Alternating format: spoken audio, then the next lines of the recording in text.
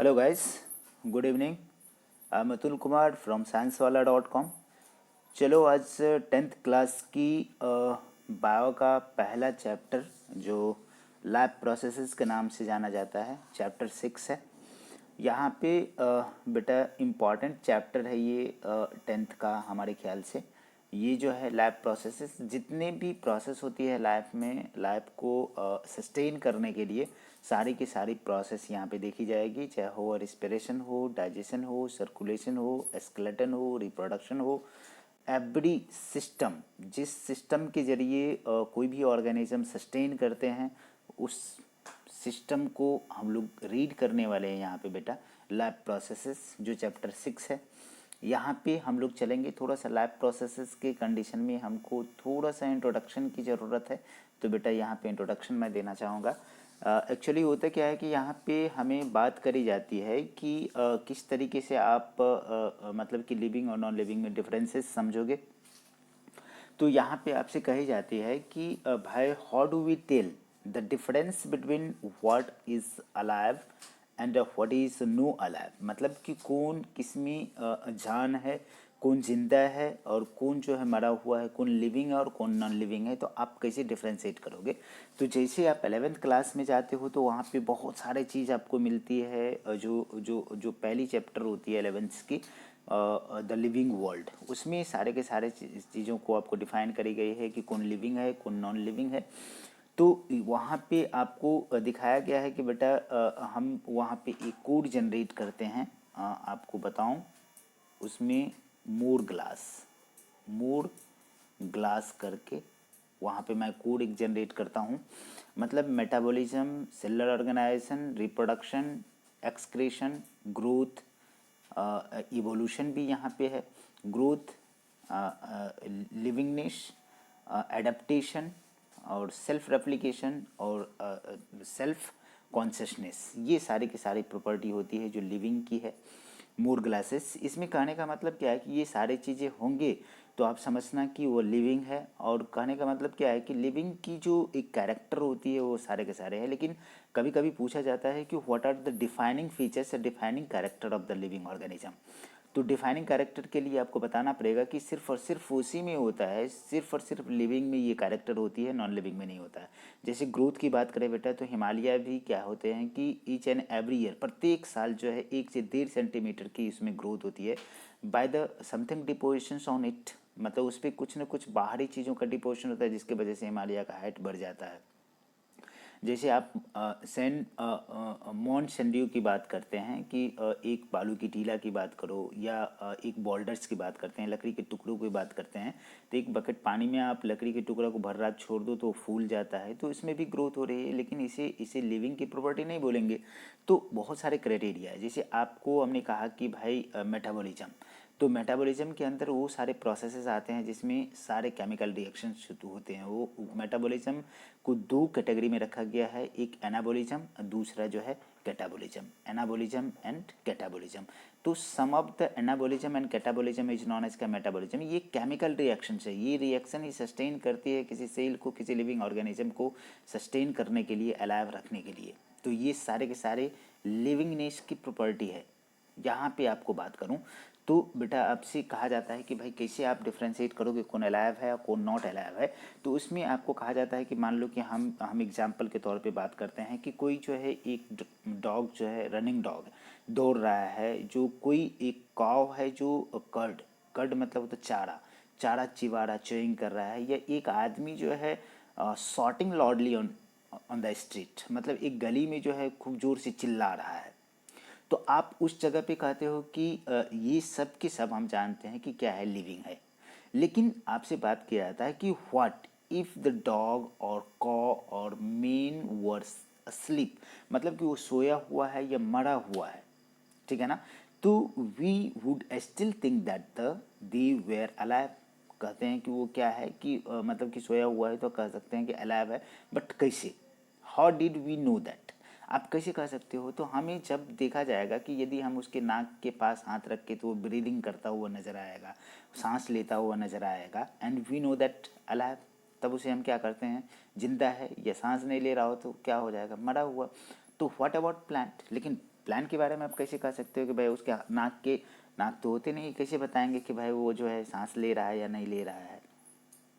तो उसके लिए आपको कंडीशन दिया गया है कि how do we know that they are alive, कैसे कर सकते हो। तो उसमें कहा जाता है कि उसमें कलरेशन चेंज होता है, मतलब कि प्लांट की कलर आप जानते हो कि क्लोरोफिल की वजह से उसकी लीफ कैसा होता है, ग्रीन इन कलर होता है, ठीक है। तो यदि उसमें कलरेशन चेंज हो, यदि क्या हो कि प्लांट की कलर चेंज हो जाए, पत्ते सूख जाए तो येलो इस कलर का हो जाएगा, सूखा वो हो जाएगा, तो आप उसको कह सकते हो कि नॉट अलाइव। लेकिन वो ग्रीन कलर का है, उसमें ग्रोथ हो रही है, वो वृद्धि कर रहे हैं, तो आप कह सकते हो कि it is alive. But what about plant leaves of colour other than green, green के अलावा रहे तो आप कह सकते हो कि वो क्या है, मरा हुआ है। दे ग्रो ओवर टाइम, लेकिन वो ग्रो कर रहा है टाइम के साथ साथ, तब कह सकते हैं कि वो अलाइव है। So we know that they are alive. अब कह रहा है कि सम विल से, कुछ आदमी ऐसे कहते हैं, in other words we tends to think the some sort of the moment, मतलब कि उसमें क्या हो सकता है, मोमेंट हो सकता है आइदर ग्रोथ रिलेटेड और नॉट, ग्रोथ से या दूसरे तरीके से हो सकता है, as common evidence being alive, मतलब कि उसमें ग्रोथ हो रहा है तो कॉमनली कह सकते हैं कि वो क्या है, अलाइव है, जिंदा है। But plant is not a visible growing still alive, मतलब कि उसमें तो इस तरह से देखा नहीं जाता है, आप इमेजिन विजुलाइज नहीं कर सकते हैं कंप्लीटली, तो आप कैसे कह सकते हो कि इट इज़ अलाइव और नॉट। तो देखो बेटा, यहाँ पे हम बात करेंगे कि कंडीशन क्या है कि some animals can breathe without visible movement, किसी किसी एनिमल में, या बहुत सारे ऐसे एनिमल है जिसमें क्या होता है कि बिना मतलब कि आप देख सकते हो कि वो क्या कर रहा है, मूवमेंट कर रहा है, ब्रीथ कर रहा है। तो कैसे, कौन सा ब्रीदिंग की बात करेंगे भैया, हम बात करते हैं सेलुलर रिस्पिरेशन की बात करते हैं कि सेल के अंदर जो रिस्पिरेशन होता है दैट इज नॉन एज का सेलुलर रिस्पिरेशन, मतलब कि सेल के अंदर ऑक्सीजन की प्रेजेंस में फूड मॉलिक्यूल्स की ब्रेक डाउन होती है। तो वो क्या हो गया कि वहाँ पे सेलुलर रिस्पिरेशन होगा, ठीक है ना, जो माइटोकॉन्ड्रिया के अंदर होता है। तो ईच एंड एवरी सेल में होता है, चाहे यूनिसेलर हो या मल्टी सेलर हो। So using the visible movement as a defining character of the life is not enough, वो इनफ नहीं है। Movement is over very small scale will invisible to the naked eye, movement of the molecules, आप body के अंदर जो molecules की movement हो रही है वो विजिबल नहीं हो सकते नेकेड आई से। For examples, is this visible molecules movement necessary for the life, बिल्कुल yes.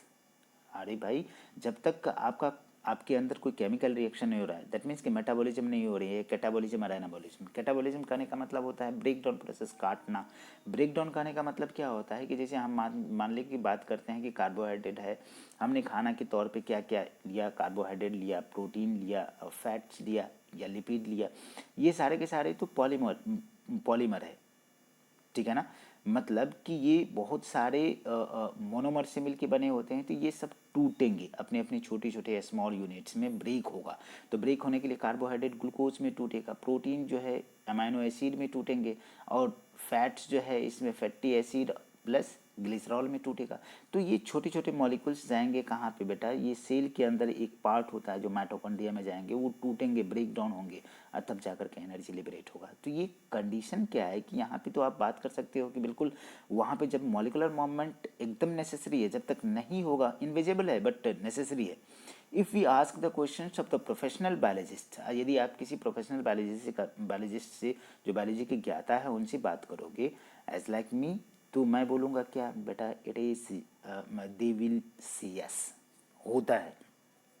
In fact, the viruses do not show the any molecular movement in them, उसमें नहीं होता है until they infect the some cells, मतलब जब तक living cells को infect नहीं करेंगे। भैया virus is a connecting link between the living and non living, मतलब वायरस को, विषाणु को मतलब कि लिविंग और नॉन लिविंग, मतलब कि सजीव और निर्जीव के बीच का योजक करीब बोला जाता है, कनेक्टिंग लिंक। मतलब कि नॉन लिविंग थिंग पे है तो वो नॉन लिविंग के जैसा बिहेव करेगा। जैसे ये एंटर कर जाएगा किसी लिविंग सेल में तो उसकी मशीनरी को हैक कर लेगा और लिविंग उस सेल को अपने बस में कर लेगा। भैया जिस तरह से आपने सुना होगा कि 1999 में क्या कंडीशन था कि एक प्लेन हाईजैक हुआ जो नेपाल से इंडिया आनी थी, उसको लेके चला गया लोग कहाँ, गंधार पाकिस्तान। तो कब कैसे भाई, पायलट को क्या किया कि भाई गन सटाया, कहा कि बेटा नेपाल इंडिया में नहीं पाकिस्तान में उतारना है। तो भैया अब जो पायलट जो था, जो जो प्लेन उड़ा रहे हैं, वो नहीं है। जो गन रखे हैं पायलट के कनपट्टी में, वो क्या है कि वो अब जो है पायलट है, वो जहाँ कहेंगे वहाँ उतारना पड़ेगा, लैंड करना पड़ेगा। तो इसी तरीके से वायरस क्या होता है, जिस सेल में एंटर करती है उस सेल को अपने बस में कर लेता है, और वो अपने हिसाब से, अब वो सेल सेल नहीं रहा, वो वायरस का सेल हो गया। तो बिल्कुल यहाँ पे हम बात करेंगे कि जब तक वायरस इन्फेक्ट नहीं करती है सेल को, तब तक जो उसमें मूवमेंट नहीं होगा। अब कह रहा है कि that is a partly why there is a controversy about the whether they are truly live और नॉट। मतलब कि ये कंट्रोवर्सी है, इसमें मतभेद है कि भैया लिविंग है कि नॉन लिविंग है, लेकिन मैं बोलता हूँ कि भैया दोनों के बीच का है। ना तो लिविंग है ना नॉन लिविंग है, मतलब कि बीच का है। नॉन लिविंग की तरह एक्ट करेंगे, जैसे ही लिविंग सेल में एंटर कर जाता है तो वो लिविंग की तरह एक्ट करेगा। तो why are molecular movement needed for life? Life के लिए क्यों जरूरी है भैया? जब तक मेटाबॉलिज्म नहीं होगा, सेल सर्वाइव नहीं करेगा, तो ऑर्गेनिज्म सर्वाइव नहीं करेगा, क्योंकि जीव तो सेल से बने हुए हैं। सेल टिश्यू सेल से बना हुआ है, ऑर्गन टिश्यू से बना है। तो बायोलॉजी के लिए हमने आपको बताया था बेटा कि सेल है, सेल से मिल करके क्या बना, टिश्यू बना, टिश्यू से मिल करके ऑर्गन बना, ऑर्गन से मिल करके ऑर्गन सिस्टम बना, ऑर्गन सिस्टम से मिल करके ऑर्गेनिज्म बन गया। तो ये ऑर्गेनाइजेशन जरूरी है। जब तक नहीं होगा तो इसका मतलब कि cell is a basic unit, उससे मिल मिल के बने हैं। तो we have a seen in earlier classes, आप जानते हो कि living organism are well organise in structures. They can have a tissue, tissue के पास सेल होगा, सेल में जो है स्मॉलर कंपोनेंट होगा, ठीक है ना, स्मॉलर कंपोनेंट होगा उसके अंदर में। तो कंडीशन क्या है, उसके अंदर में स्मॉलर कंपोनेंट होगा, and so on, because of the effect of the environment in this organize order structure of the living structure is a very likely to keep the break down over time. Time के हिसाब से ये टूटेंगे। If order to break down the organism will no longer be alive. यदि इस तरह से टूटता फूटता रहा तो उसकी सेल ख़त्म होंगे, जिसकी वजह से ज़्यादा दिनों तक वो ऑर्गेनिज्म जिंदा नहीं रहेंगे।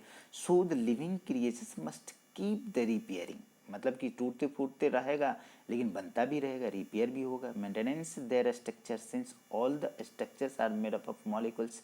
जितने भी, अब देखो हमें शुरू से चलना पड़ेगा कि एटम है, एटम से मिल करके मॉलिक्यूल बने हैं, मॉलिक्यूल से मिल करके कंपाउंड बने हैं, कंपाउंड से मिल करके सेल ऑर्गेनेल बनेंगे, सेल ऑर्गेनेल से सेल बनेंगे, सेल से टिश्यू बनेगा, टिश्यू से ऑर्गन बनेगा, ऑर्गन से ऑर्गन सिस्टम बनेगा, ऑर्गन सिस्टम से ऑर्गेनिज्म बनेगा। इस तरीके से जितने भी दुनिया में जीव है सब के सब कहीं ना कहीं मॉलिक्यूल से बने हुए हैं, एटम से मिलकर बने हुए हैं। तो what are the maintenance process in living organism? इसको एक्सप्लोर करो कि कैसे मेंटेनेंस होगा। तो बेटा इसको हम लैब प्रोसेसेस के जरिए क्या करते हैं, मेंटेनेंस करते हैं। तो what is the lab processes? किसी ऑर्गेनिज्म के अंदर, अब कह रहा है कि the maintenance of functions of living organism must go on even when they are not doing anything particularly. मतलब कि कोई भी जीव है वो कोई कोई काम नहीं कर रहा है, बट वो उसके अंदर सारे के सारे चीज़ें हो रहे हैं। अरे रिस्पिरेशन हो रहा है, एक्सक्रीशन हो रहा है, ठीक है ना, ब्रीदिंग करेंगे, सारे के सारे फंक्शंस होगा। तो ये सारे के सारे, यदि हम सोए हुए हैं तो ब्रीदिंग छोड़ देंगे क्या, सांस लेना छोड़ देंगे? नहीं। डाइजेशन रुक जाएगी? नहीं। सर्कुलेशन रुक जाएगी? नहीं। तो ये सारे प्रोसेसेस होते हैं। तब क्या कर रहा है कि the functions, the maintenance functions of living organism must go even when they are not do anything particularly, कोई चीज़ नहीं कर रहे हैं, even they are just sitting in classes। Class में यदि बैठा हुआ है तो भी उस बंदे के अंदर जो है या सोया हुआ है, if we are asleep, तो तब भी हमारे अंदर वो काम हो रहे हैं। This maintenance of job has to go on, चलता रहेगा ये प्रोसेस सब मिल कर के together. This maintenance job are lab processes, ठीक है। अब तो समझ में आ रहा है ना। यहाँ पे हम बात करेंगे maintenance process needed to prevent the damage and break down. मतलब कि ये मेंटेनेंस क्या करता है, जो भी ब्रेक डाउन हो रहा है उसको मेंटेन करने का काम करता है। एनर्जी जो चाहिए होता है उसको प्रोवाइड करा जाता है। ये एनर्जी आता कहाँ है बेटा? Outside the body of the organism. भाई खाना के रूप में लेते हैं, न्यूट्रिशन के रूप में। So we must be a process to transfer the source of energy from outside the body of organism. हम बाहर से खाना लेते हैं, दैट इज नॉन एज क्या बेटा? Food. To inside the the process is commonly known as nutrition. उस process को क्या कहते हैं? Nutrition. If the body size of organism grow कर रहा है, additional raw material will also needed from outside. मतलब कि ग्रो कर रही है तो उसको खाना चाहिए, एनर्जी चाहिए बाहर से। अब सिंस इसलिए life on earth depend on the carbon based molecules. अरे भाई जितने भी है मतलब कि कार्बोहाइड्रेट है, प्रोटीन है, फैट्स है, सब में कार्बन हाइड्रोजन ऑक्सीजन है। तो कार्बन मॉलिक्यूल्स कार्बन बेस्ड जो है सोर्सेस लेंगे, मॉलिक्यूल्स लेंगे। Must of these food resources also carbon based depending on the complexity of the carbon sources. Different organism can then use the different kind of nutrition process. अलग अलग organism में अलग अलग तरह का क्या होता है? न्यूट्रिशन प्रोसेस होती है। तो बेटा हमें मतलब कि जैसे प्लांट के बारे में बात करूँ तो ऑटोट्रॉफ है, मतलब कि खाना खुद से बनाते हैं। हम जितने भी एनिमल है प्लांट के अलावा, कुछ बैक्टीरिया और प्लांट को छोड़ करके सारे के सारे हेटरोट्रॉफ है। वो कहीं ना कहीं डायरेक्टली और इनडायरेक्टली प्लांट और प्लांट के प्रोडक्ट पे और एनिमल पे भी डिपेंडेंट है। Outside resources of the energy could be quite varied, अलग अलग है, ठीक है ना। Since the environment is not under control of the individual organism, मतलब कि किसी के कंट्रोल में नहीं है environment. These source of energy therefore the need to be break down और build up in the body. Body के अंदर टूटता है और बनता भी है, मतलब कि कैटाबॉलिज्म एनाबॉलिज्म दोनों हो रहा है। तो must finally converted into uniform source of energy that can be use in various molecular movement needed for the maintenance of the living structure. उसको मेंटेन करने के लिए वेरियस फॉर्म ऑफ मॉलिक्यूल्स चाहिए उसको, as well as two kind of the molecules body needed to grow. और उसको अलग अलग तरह के मॉलिक्यूल्स चाहिए बॉडी को ग्रो करने के लिए, वृद्धि करने के लिए। For this series of the chemical reactions in the body is necessary. इसलिए भैया बॉडी को ग्रो करने के लिए बहुत सारे केमिकल रिएक्शंस की आवश्यकता होती है। जैसे बात करो तो ऑक्सीडेशन रिडक्शन की ज़रूरत होती है, ऑक्सीडाइजिंग रिड्यूसिंग रिएक्शंस की बात करते हैं। Some of must of the common chemical reactions to break the molecules, टूटने फूटने की बात करते हैं। For many organism use oxygen sources from outside the body. The process required oxygen from outside the body. Body से बाहर से लेते हैं भैया। प्लांट क्या करते हैं? फोटोसिंथेसिस करते हैं तो CO2 लेंगे और O2 छोड़ेंगे, तो O2 हम लेंगे, CO2 हम छोड़ते हैं। Use this process break down of the food sources for the cellular need. Cell को चाहिए ऑक्सीजन ब्रेक डाउन करने के लिए फूड मॉलिक्यूल्स को, is that we call respiration. Respiration तो सिंपली कह सकते हैं बेटा सेलुलर रिस्पिरेशन, सेलुलर रिस्पिरेशन जो सेल के अंदर होता है।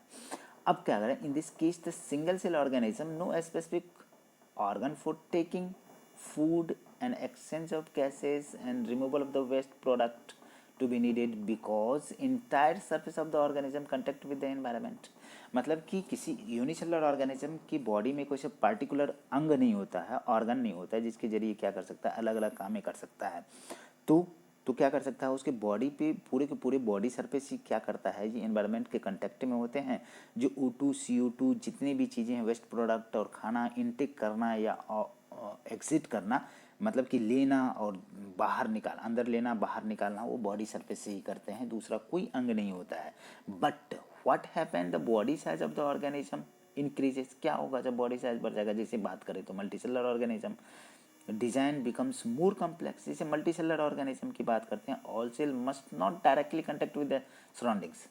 बॉडी जिस ऑर्गेनिज्म का बॉडी साइज बड़ा हो गया, दैट मीन्स कि हम बात करें बेटा कि जो मल्टीसेलुलर ऑर्गेनिज्म है सारे के सारे सेल कंटेक्ट में नहीं होते हैं एनवायरनमेंट का। तो हमारे पास क्या होता है? लेबर ऑफ डिवीजन, मतलब कि हर काम के लिए पर्टिकुलर पार्ट होता है, अंग होता है। जैसे जैसे हाथ से पकड़ते हैं, डाइजेस्टिव सिस्टम में माउथ है तो टंग है, टंग फूड मूवमेंट को चलाने के लिए, टीथ है तो उसको तोड़ने के लिए, टंग से हम इनगल्फ करते हैं, निगलते हैं तो अंदर जाएंगे। फिर जो है स्टमक है, इंटेस्टाइन है, उसको डाइजेशन करेंगे। मतलब कि ढेर सारे प्रोसेस न्यूट्रिशन में इन्वॉल्व होते हैं। फिर रिस्पिरेशन की बात करते हैं तो लंग्स है, नोज है, ठीक है ना। सर्कुलेशन की बात करते हैं तो हार्ट है। पर्टिकुलर फंक्शंस के लिए अलग। एक्सक्रीशंस की बात करते हैं तो भाई लीवर है, किडनी है, ये सारे के सारे बात करते हैं। तो cell not directly contact with the surrounding environment. But हम बात करते हैं simple diffusion is not needed to require all the cells. मतलब सारे सेल के लिए डिफ्यूजन ही काम नहीं करेंगे कि भैया डिफ्यूजन के थ्रू हम क्या कर रहे हैं कि मान लो कि यहाँ पे मतलब कि O2 ज़्यादा है, यहाँ पे O2 कम है, ठीक है। O2 ज़्यादा है, सराउंडिंग्स में O2 ज़्यादा है और यहाँ वहाँ O2 कम है, तो इस जगह से हम यहाँ डिफ्यूजन के थ्रू ले सकते हैं। लेकिन सारे के सारे सेल तो ऐसा नहीं कर सकता है ना, तो हमें पर्टिकुलर कोई पार्ट की ज़रूरत होती है। तो we have seen previously how, हम पहले भी देख चुके हैं कैसे multi cellular organism various body part are specialise in the functions they perform. Specialise organ है जिसे स्पेशल फंक्शन काम स्पेशल करते हैं।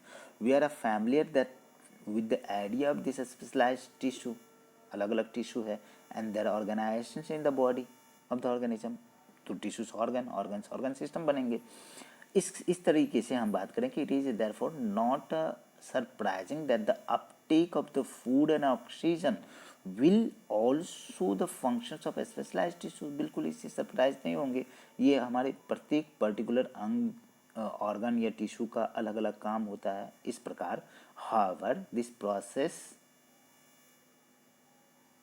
is a problem since the food and oxygen's not taken up one place in the body of the organism while the other part of the body needed them. मतलब कि एक part से दूसरे part को क्या होता है, ज़रूरत होता है, तो उसको भरपाई करने के लिए कहीं ना कहीं मूव करेगा।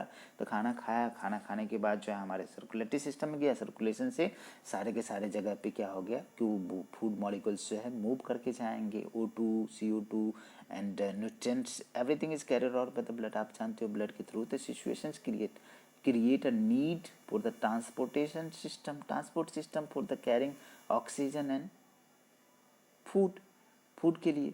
तो from one place to another place in the body, एक जगह से दूसरे जगह ले जाने के लिए सर्कुलेशन की। अब chemical reactions use carbon sources and oxygen for the energy generation के लिए। बिल्कुल भाई, मतलब कि कार्बन सोर्सेस के खाने का मतलब है कार्बोहाइड्रेट है, प्रोटीन है, फैट्स है।